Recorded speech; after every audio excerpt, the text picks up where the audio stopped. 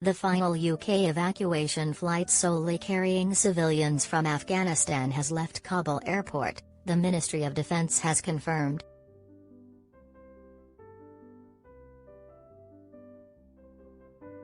Any further flights leaving Kabul under the UK's evacuation operation will have UK diplomatic and military personnel on board.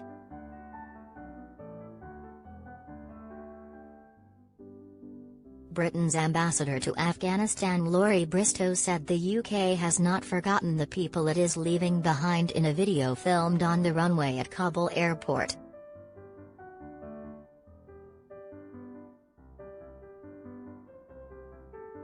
It is understood any further flights would be able to transport those still needing evacuation, but would now also include personnel travelling back to the UK.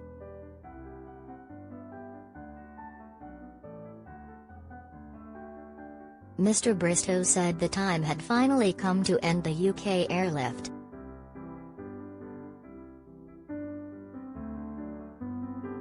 Almost 15,000 Afghan and British citizens have been evacuated over the past 2 weeks, he added.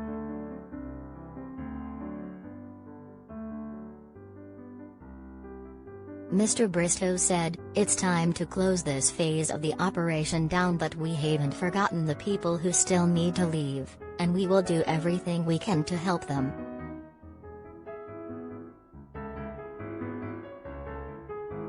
Tom Tugendhat, a Tory MP who fought in Afghanistan, previously said he was disappointed the evacuation effort was coming to an end.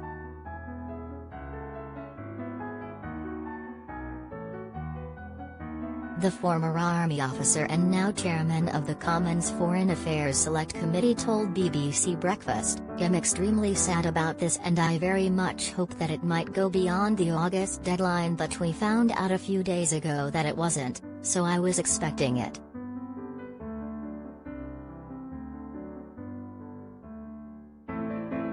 "It still leaves me extremely sad that so many of my friends have been left behind."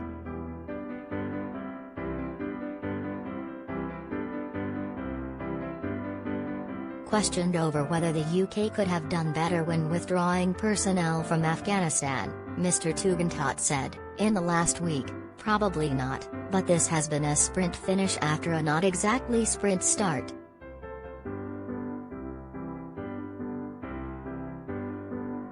Get all the latest news sent to your inbox. Sign up for the free Mirror newsletter.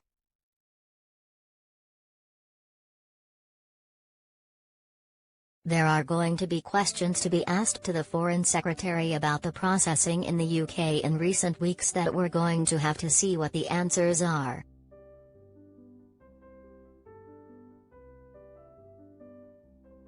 Defense Secretary Ben Wallace previously admitted there were between 800 and 1,100 Afghans eligible under the Afghan Relocation and Assistance Policy (AROP) scheme who would be left behind.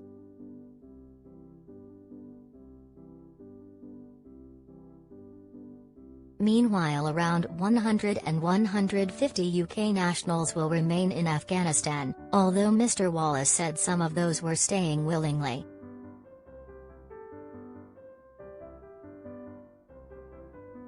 But a number of MPs have said that based on the correspondence they had received asking for help, they thought this was an underestimation.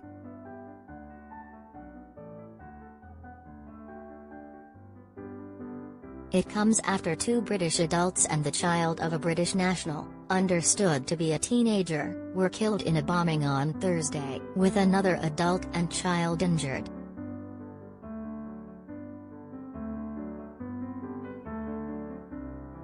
The BBC reported a London taxi driver, Mohammed Niazi, had been killed in the Kabul attack after flying out to help his family return home.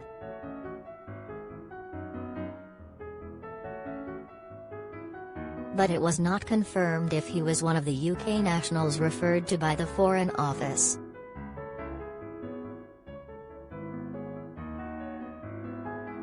Meanwhile, The Times reported that the injured child, believed to be aged under 10, was related to one of the adults killed.